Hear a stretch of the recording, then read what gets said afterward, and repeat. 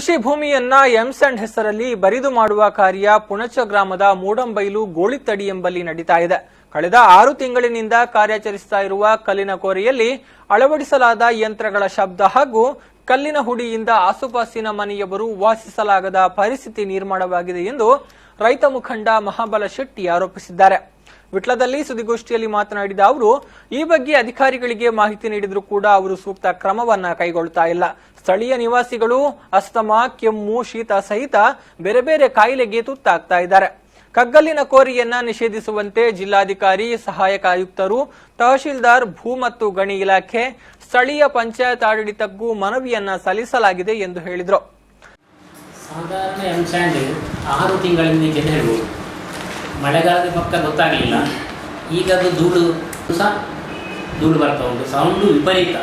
ಹತ್ತಿರದ ಮನೆಯವರಿಗೆ ಫೋನ್ ಮಾಡಲಿಕ್ಕೂ ಸಹ ಆಗೋದಿಲ್ಲ. ಮತ್ತು ವಿದ್ಯಾರ್ಥಿಗಳಿಗೆ, ಮಕ್ಕಳು ತುಂಬ ಇದ್ದಾರೆ ಓದುವವರು, ಯಾರಿಗೆ ಸಹ ಅಲ್ಲಿ ಸರಿಯಾಗಿ ಓದಲಿಕ್ಕೆ ಕಾನ್ಸಂಟ್ರೇಷನ್ ಬರೋದಿಲ್ಲ. ಮತ್ತು ಪ್ರಾಯದವರಿದ್ದಾರೆ, ಅವರಿಗೆ ಸಹ ತುಂಬ ತೊಂದರೆ ಆಗ್ತಾ ಇದೆ. ದೊಡ್ಡ ದೊಡ್ಡ ಕಾಲುಗಳು ಪುಣಚ ಗ್ರಾಮ ನಾನು ಅವರಿಗೆ ಹೇಳಿದೆ ಈ ವಿಷಯದಲ್ಲಿ. ಈಗ ಇಡೀ ಊರಿಗೆ ಉಪದ್ರ ಆಗ್ತದೆ ನಿಮ್ಮಿಂದಾಗಿ. ಅವಾಗ ನನಗೆ ಹೇಳಿದೆ, ಸಣ್ಣ ಪೆಟ್ಟಿಗೆಯಲ್ಲಿ ಮಾಡಿ ಅದು ಜಲ್ಲಿಯನ್ನು ಹುಡಿ ಮಾಡೋದು, ನೀರು ಹಾಕ್ತಾ ಇದ್ದೇವೆ, ನೀರು ಹಾಕಿ ಅದನ್ನು ಕೆಲಸ ಮಾಡೋದು ನಾವು, ಮತ್ತು ಶಬ್ದ ಮಾಲಿನ್ಯ ಯಾವುದೂ ಇಲ್ಲ, ಧೂಳು ಬರೋದಿಲ್ಲ ಅಂತ ಹೇಳಿದೆ. ಅದು ಮತ್ತೆ ಸಹ ನನಗೆ ಪ್ರಾಮಿಸ್ ಕೊಟ್ಟ. ಹಾಗೆ ಇದನ್ನು ಕೂಡಲೇ ನಿಲ್ಲಿಸಿ.